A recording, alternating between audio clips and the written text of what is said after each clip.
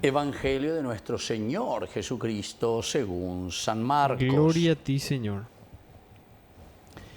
Después de la transfiguración, Jesús, Pedro, Santiago y Juan bajaron del monte.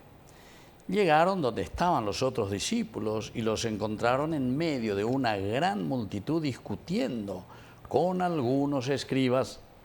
En cuanto la multitud distinguió a Jesús, quedó asombrada y corrieron a saludarlo. Él les preguntó sobre qué estaban discutiendo. Uno de ellos le dijo: Maestro, te he traído a mi hijo que está poseído de un espíritu mudo. Cuando se apodera de él, lo tira al suelo y le hace echar espuma por la boca. Entonces le crujen sus dientes y se queda rígido. Le pedí a tus discípulos que lo expulsaran, pero no pudieron. Generación incrédula, respondió Jesús, ¿hasta cuándo estaré con ustedes? ¿Hasta cuándo tendré que soportarlos? Tráiganmelo. Y ellos se lo trajeron. En cuanto vio a Jesús, el espíritu sacudió violentamente al niño, que cayó al suelo y se revolcaba echando espuma por la boca. Jesús le preguntó al padre cuánto tiempo hace que está así.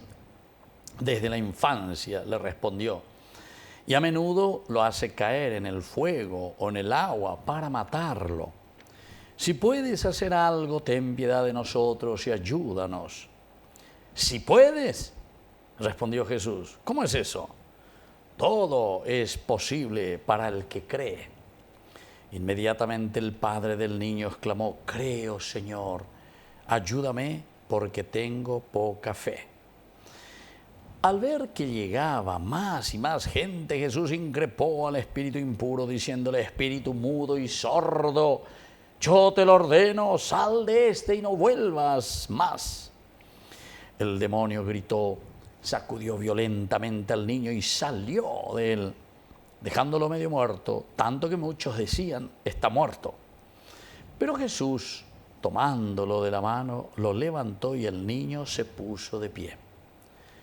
Cuando entró a la casa y quedaron solos, los discípulos le preguntaron: ¿por qué nosotros no pudimos expulsarlo? Él le respondió: esta clase de demonios se expulsa solo con la oración. Palabra del Señor. Gloria a ti, Señor Jesús.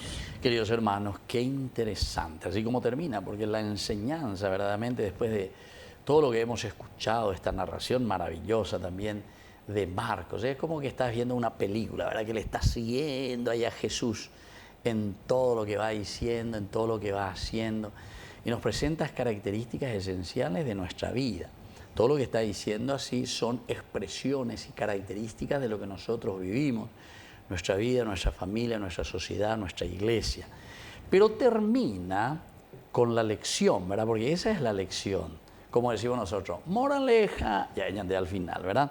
Y justamente ellos le preguntan, ¿por qué nosotros no pudimos expulsarlo? ¿Qué es lo que pasa con nosotros, con nuestra sociedad? ¿Por qué andamos en tanta corrupción? ¿Por qué andamos de esta manera? Si todos decimos que pasamos por colegios religiosos, o fuimos a las parroquias, o fuimos a las capillas, o fuimos acá a Cupé, o somos un pueblo cristiano, todo el mundo, ¿verdad? Hablamos de esto, todo el mundo, y sabemos. Y después entonces, ¿por qué nosotros no podemos expulsar esta clase de demonios? Ya le coñan debe, ¿verdad? Y estamos así tan mal en cuanto a nuestra organización de sociedad, de nación, de país. ¿Por qué? ¿Por qué? ¿Por qué? Y además, si miramos y decimos, tenemos una riqueza impresionante, ¿verdad? O también decimos, ¿por qué tanta gente que continúa, a pesar de que hablamos de una democracia de hace cuántos años, ya más de 35 años, ¿verdad? Y sin embargo, seguimos igual. Nosotros pensamos que aquí estaba por fin, ¿verdad?, la miel de que íbamos a comenzar a trabajar y a caminar juntos después de grandes tinieblas en que vivimos y estuvimos también otros 35 años sucumbidos, ¿verdad?, dentro de unas tinieblas de dictaduras, etc. Y ahora decimos, bueno, pero ahora estamos otra clase de dictadura, ¿verdad? Otra clase de dictadura. Entonces, nañase nunca, allá pues allí. Entonces la pregunta está muy bien hecha porque es una pregunta que nosotros le llamamos justamente una dentro de la pedagogía que nosotros tenemos que responder. Son las preguntas retóricas. ¿Por qué nosotros no pudimos expulsarlo? Hemos escuchado muy bien la narración, que te cuenta de todo un poco. Este niño, hace mucho, Jesús le pregunta, ¿hace cuánto tiempo que ustedes están así como nación en este país? Y o sea, tenemos que ir entendiendo. Después también aquí hay convulsiones, es decir, hay situaciones en que el mal te tiene peor, te tira por el suelo. ¿Cuántas veces en nuestra nación, verdad? ¿Cuántas situaciones sociales hemos tenido también nosotros? Hemos sufrido, ¿verdad? Y seguimos sufriendo. ¿Cuántas situaciones? Bueno, todas estas preguntas retóricas solamente nosotros, en la medida en que tenemos la capacidad de reflexión y que por lo menos si tenemos un dedito de cerebro, lo vamos a poder reflexionar. Hañamin que vean de porque tu ube ya y cuajan guañan de yaramba esa paco no y cuave eñan de dale será con añan de ñasana pero ñañemon paretea. Jesús, miren cómo le responde. Esta clase de demonios se expulsa solo con la oración. ¿Qué quiere decir esto, queridos hermanos? Que esta clase de demonios solo se expulsa con la oración. Primero tenemos que saber lo que significa entonces la oración. Porque nosotros enseguida podemos decir, ¿y cómo se hace la oración? La oración viene solamente decir, Padre nuestro que está en el cielo, Dios te salve María. También puede ser, porque si comenzamos a mirar palabra por palabra, teología del Padre nuestro que Jesús nos enseña, o teología del Ave María, del saludo del ángel y el compromiso justamente que le está pidiendo Dios a nuestra Madre María, etc. Bueno, pero eso ya es entrar y hacer una teología y un estudio profundo para entender qué significa la oración. Pero en definición, la oración de por sí significa, queridos hermanos, una comunión directa con Dios. Entramos en comunión y en sintonía con Dios. La oración no es que yo voy a, como algunos dicen, añembo etan de gente cambias aguan, dereñe convertir aguan, añembo eta fulano y catu aguan ya pecaña. No. Ustedes saben que la oración en realidad es para nosotros, para el que reza es la oración, el efecto. Pero que después ese efecto que hace en mí tendrá repercusión en la otra persona.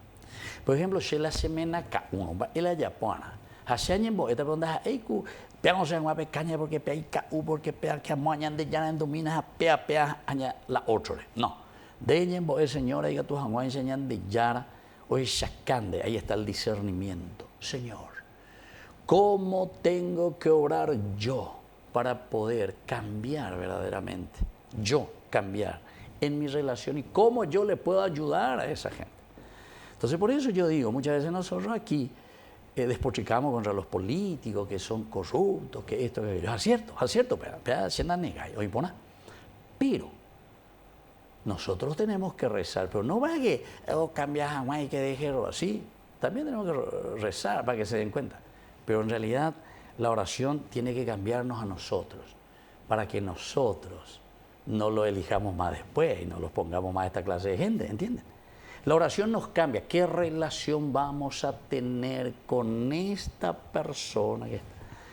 Y ese es el objetivo. Entonces por eso Jesús dice, esta clase de demonios, con Aishagua, solamente con la oración se los puede expulsar.